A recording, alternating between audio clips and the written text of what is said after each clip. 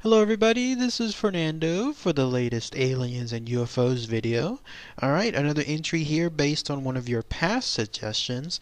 This one having to do with an encounter that occurred during the era of World War One.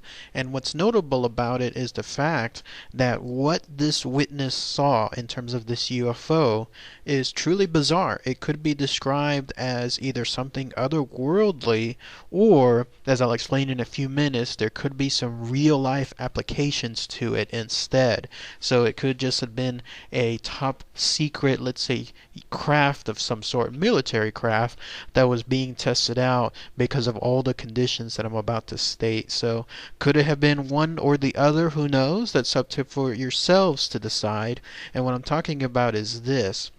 It's known as the 1916 Aldeburgh, United Kingdom UFO incident. So it happened with just one time actually during this period, and then interestingly enough, cut to a couple of decades later, and it seems to have occurred yet again. So here's all the information tied to this bizarre encounter. Now, what is this 1916 Aldeburgh, United Kingdom incident? Well, you have to go back again to that era, which was around the cusp of World War One, and there was a place that this happened called Aldeburgh, Suffolk, which is located near the United Kingdom. It's a coastal town of some sort in that county of Suffolk. And when you go there, you're looking at a picture of how that era looked like then. You can clearly see that something involving flying crafts would have absolutely been noticed in this time period. So it makes it the notion that it could have been mistaken, let's say, for something else happening at that time, far, far less. Like in today's world, with so much aircraft around, and let's say people misinterpreting one thing for another, much more common. But in that time period, at least, it would have been much more difficult. And the way it was described, this incident, it happened to the mother of a gentleman who went by the name of Mr. A.E. Whiteland. I don't know the mother's name specifically. There's no mention of her name here, but at least this occurred to his mom, and the way he described it was this. So there she was at home, just, I guess, working around or walking about when it comes to her daily activities. She just happened to glance out the window of her home, and then she saw this, what you're looking at right now. She described it as follows. At a height of about 30 feet, in other words, off the ground, there seemed to be a round platform of some sort of a handrail around it. And then within that handrail, grasping them, essentially those handrails quite tightly, appeared to be 8 to 12 men. So definitely in this case a group of aliens, if you will, rather than just one. And they were very visible. Like again, this thing, the way you're looking at the picture of, that's how it's described. So it's not something involving a covered UFO, but no, in this case the top half, all it was just a set of handrails with the purported aliens surrounding the inside of it. And then the way she described the aliens themselves, she stated that they were quite humanoid, like they looked just like men, as you're seeing the depiction of them here. They were wearing blue uniforms, little round hats. Closest comparison she gave them was to sailors' hats. But what was most notable, as she was looking throughout all this, was the fact that this weird looking craft absolutely made no sound whatsoever, even though it was coming quite close to her home. She would have expected something like this, I guess, creating something in terms of some kind of propulsion type sound, but no, it was absolutely silent. And it also, by pure happen chance, she was the only person in and around that area at that time. Apparently everything else surrounding her block was deserted. I don't know if people were out at work or if people were just resting or who knows, but she was the only witness to this encounter. And the way she stated the incident, it continued as such. This thing was slowly approaching her home, not necessarily like going directly towards her. It's just that her home happened to be in its way. When it was about 100 yards away, the way she stated, it came along a road, and then just when it was about to come like almost straight towards her house, almost as if it was going to intersect with it, it did a rather strange thing. It did a complete right angle turn. So not a curve, not a slow, let's say, turn. No, in this case, it did a 90-degree complete right angle. Imagine that. You're seeing something like this. It stops almost in midair and then turns to its left or to its right instantaneously, and it travels in that direction. Quite a sight for something like that to have occurred. Immediately, of course, that makes you think there's no other craft, even today, that could purportedly do something along those lines. Everything today that flies, when it's turning, it's always doing that slow curve because that's the way that it can do it. But in this case, this craft, it did it at an absolute right angle. So imagine how bizarre that was. And that continued too, because this thing, after it passed her home, went towards another area, a railway hotel of some sort, then towards some sheds, then towards a railway yard. Each time it was doing this, it was turning, let's say, with regards to those right angles one more time. So it was coming across things, it would do the right angle, it would come across another thing, do another right angle, and so forth. And then also, it cleared a roof the way she described it. It made me visualize that this thing simply elevated itself across the roof, probably like an arch of some sort, very easily, and then continued in a straight line across the other area. She was even able to take a look at the handrail while it was passing by. The way she described it was, it would look like it was brass. There was even a second handrail also looking like it was brass, which was at the height of those quote-unquote men's knees.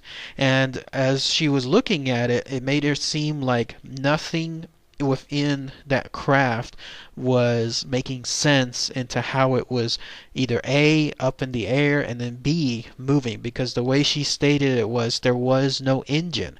There was nothing there. It was hollow within the middle section of the craft. So from her standpoint, she was looking upwards. She could see like the area right underneath the men. And even between looking in those areas, even between their legs, she stated that no, there was just pure hollow space. There was nothing in terms of any visible engine to help make this thing move. As far as its speed and the way that this craft was moving, that she stated that it was at the speed of a running man. And this continued for several more minutes. So again, she was the only person, the only witness towards this strange sight, whatever it was. And then lo and behold, cut to those few minutes afterward, and this thing just suddenly went towards an area, it sounded like, where she wasn't able to see it anymore. And then that was it. It was gone. It was that was the last time she saw it, at least in her lifetime. Interestingly enough, this lady, Mrs. Whiteland, did not mention any of this to her family until much later after the war. It seemed like she didn't want to have, let's say, this make her look weird, make her look bad, or at the time of the war, it seemed like there was far more serious things to be taken care of rather than, let's say, her citing this strange craft. So maybe that's why she held it for so long afterward.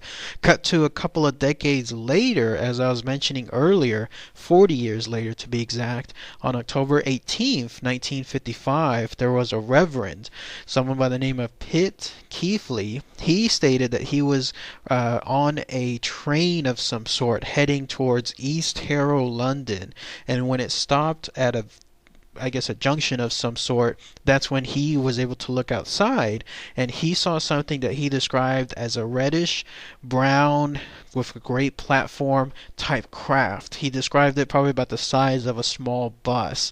It was also very silent, also traveling at a height of let's say around the same area that the other craft was doing in terms of its, distance. But the interesting thing is, whereas the other one held about 8 to 12 men, this one, being larger, held about 20 men, and they were also helmeted. They have something on top of them that seemed to cover the top of their heads. In this case, they had khaki uniforms, and it moved, in his estimate, at about 20 miles per hour. And it too apparently did those very very distinct right angle turns, just like the other craft did as well. And that was the other time that apparently this craft, a larger one, but at the same type, was encountered by someone else around those locations. But that's it. That's all the information tied to the 1916 Aldeburgh, United Kingdom UFO incident. So if anyone has any more info to share, that'd be great to hear. As far as what could have been the actual, like, what is the reasoning for what she witnessed, there's the idea that it is truly a paranormal witness incident in this case, that she truly came across a UFO, she truly saw some aliens within the UFO, and there's that angle.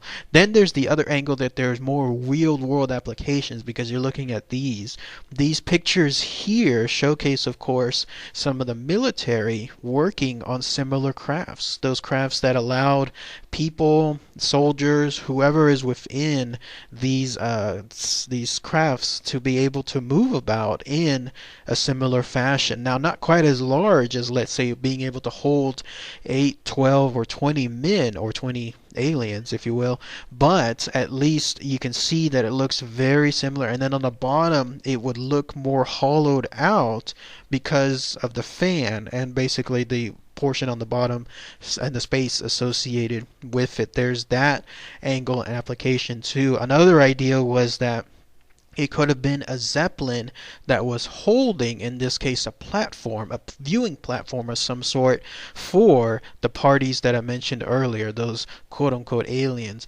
But the problem with that, though, is you have a gigantic Zeppelin or a tinier one. Anybody would have been able to see it. She would have been able to see it as well. So unless it was very well hidden, then there's no way that it would not have been noticed. And then also, B, you have the fact that this thing, as I mentioned earlier, was doing those impossible right turn, those 90-degree turns.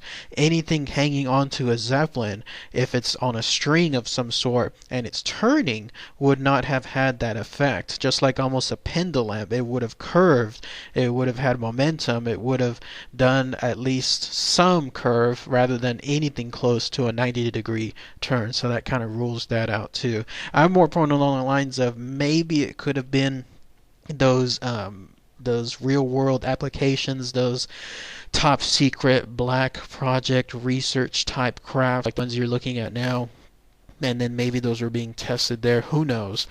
But if someone else has more information, that would be really, really good to hear. So, all right, everybody. Thanks again as always. Take care. Bye.